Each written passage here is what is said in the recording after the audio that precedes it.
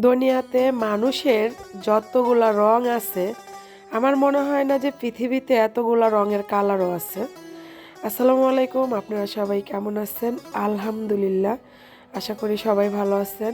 প্রচুর ঠান্ডা পড়তেছে, শীত পড়তেছে নতুন বছরে। আর আমি একটু অসুস্থ হয়ে গেছি। সত্যি কথা বলতে কি, যেটা বললাম যে মানুষের আসলে যত রং আছে, দুনিয়াতে এত রঙের কালারও নেই। মানুষের উপরের রূপ দেখে কোনো কিছুই বিচার করতে বা বুঝতেই পারবেন না যে আসলে সে কেমন। যদি আপনি তার সাথে কিছুদিন চলাফেরা করেন, তার সাথে মিশেন, তখনই বুঝতে পারবেন যে আসলে সে কেমন। প্রত্যেকটা মানুষ তার স্বার্থর জন্য সব করতে পারে। ভাই হয়ে নিজের ভাইয়ের বুকের উপরে বসে গলায় ছুরি চালাইতে একবারও ভাবে না যে সে আমার বড় ভাই, সে আমার সম্মানীয় ব্যক্তি, সে আমার জীবনে অনেক উপকার করছে, সে আমার উপরের সিঁড়িগুলা ওঠার জন্য হাত ধরে উপরের সিঁড়িতে উঠাইছে, একবারও ভাবে না।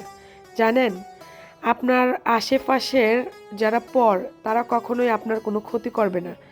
পর মানুষ যখন আপনাকে ক্ষতি করতে যাবে, সে 10 বার ভাববে যে আমি তো পর, কিভাবে তাকে ক্ষতিটা করি। যখন আপনি নিজের মানুষ আপনাকে ক্ষতি করবে, সে একটা বারও ভাববে না যে আমি যে যার ক্ষতি করতেছি সে তো আমার আপন মানুষ। ভাবে কি যে ওকে ক্ষতি করলে আমার কি হবে, কিছুই না। যখন দেখবেন যে একটা মানুষ উপরের সিঁড়িতে উঠতে পারতেছে না, ওঠার জন্য অনেক চেষ্টা করতেছে, সে কি করবে জানেন? আপন লোকগুলা যে আছে তাদেরকে বলবে যে ভাই আমাকে একটু উপরে উঠাও না, আমি তো অনেক কষ্টে আছি, আমি তো অনেক দুঃখে আছি, আমি তো সিঁড়ির উপরে উঠতে পারতেছি না, তুমি আমাকে একটু উঠাই দাও। ভাই মনে করে কি, যা, আমারই তো ছোট ভাই, মায়ের পেটের ভাই, ও যখন উঠতে পারতেছে না ওকে আমি উঠাই। বড় ভাই তো, মায়া, সে মায়া করে একটা একটা সিঁড়ি এক ধাপ এক ধাপ করে যখন তার শরীরের এক এক ফোঁটা রক্ত দিয়ে তাকে যখন উপরে উঠায়, ছোট ভাইটা কি করে জানেন? উপরের সিঁড়িতে ওঠার সাথে সাথে, মানে উঠতে দেরি, উপরের থেকে বড় ভাইটাকে ধাক্কা দিয়ে নিচে ফালাইতে দেরি নেই। তবে আসলে সবার ক্ষেত্রে না, সব ভাইদের ক্ষেত্রে নাই। তবে আমার মনে হয় যে 100-র ভিতরে 95% ভাইরাই এরকম। বড় ভাইদের কোনো সম্মান করে না, কোনো মূল্য দেয় না। আসলে বড় ভাইগুলা না সমাজের মনে হয় যে, এরা মনে হয় যে একদম বাড়ির অগাছার মতো এক কোণে পড়ে থাকে। আরে ভাই, 2 দিনের দুনিয়া, সবারই চলে যেতে হবে। আজকে তোমার, কালকে আমার। আল্লাহ তাআলা নিজে কোরআনে বলছে যে মুহূর্তে বাদশাহী, মুহূর্তে ফকির।